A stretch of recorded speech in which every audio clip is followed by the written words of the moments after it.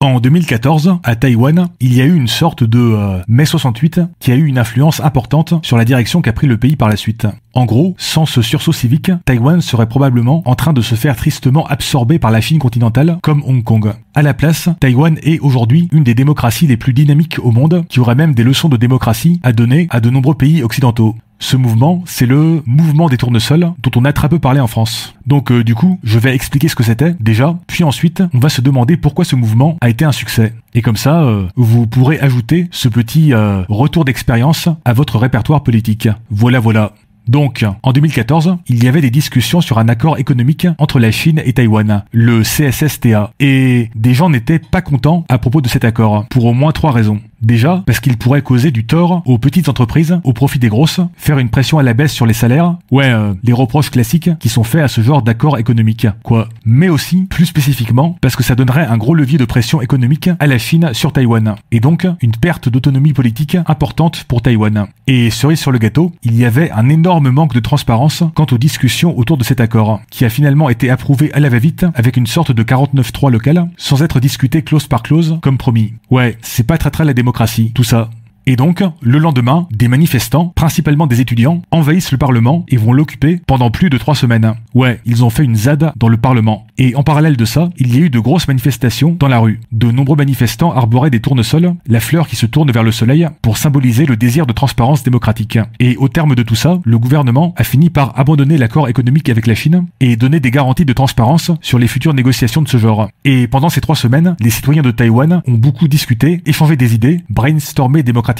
Cela a poussé énormément de jeunes à s'engager en politique, et ce mouvement a joué un rôle important dans la victoire du Parti démocrate progressiste aux élections 2 ans plus tard. Globalement, cela a sorti beaucoup de citoyens de leur coma politique et les a poussés à se mobiliser pour défendre des valeurs comme la transparence politique, l'idée que les dirigeants doivent rendre des comptes, l'indépendance de Taïwan par rapport à la Chine, l'engagement civique, la justice sociale et la résistance à l'autoritarisme.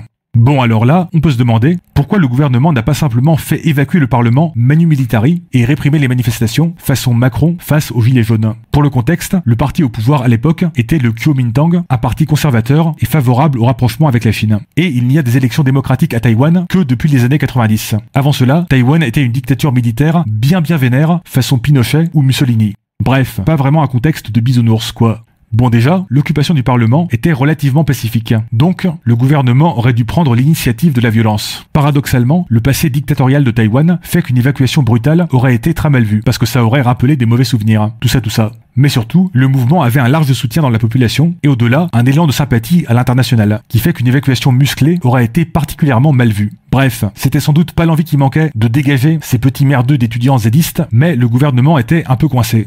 Et donc, quels choix stratégiques ont permis d'avoir ce large soutien national et international ? Déjà, le mouvement a réussi à donner une image non partisane, même si, en pratique, il était beaucoup plus proche du Parti démocrate progressiste que du Kuomintang. Il a construit des coalitions avec des groupes de la société civile, des universitaires, des syndicats et des politiciens, afin de ne pas juste rester un truc d'étudiants. Il a utilisé massivement les réseaux sociaux pour diffuser son message et contourner le narratif des médias pro-gouvernement. Et au-delà de la simple mobilisation, il y avait toute une dimension culturelle et artistique, avec des concerts et des chansons composées spécialement pour l'occasion, dont une, Iceland Sunrise, qui est devenue l'hymne du mouvement. Et il y avait également des concerts et des performances artistiques à l'intérieur du Parlement, que penserait Yael Braun-Pivet, mais aussi du street art et des fresques murales, des expositions d'art, des mèmes, des conférences publiques, du théâtre de rue, #hégémonie culturelle. Toi-même tu sais. Enfin et surtout, le mouvement était présenté comme une défense de l'indépendance de Taïwan, de la transparence et de la démocratie. Il s'est nourri de la frustration d'une grande partie de la population de ne pas avoir été consulté pour l'accord économique avec la Chine. Le message a parlé à toutes les générations et a beaucoup résonné à l'international. Et au-delà du retrait de l'accord économique, ce mouvement a éveillé politiquement une large partie de la population.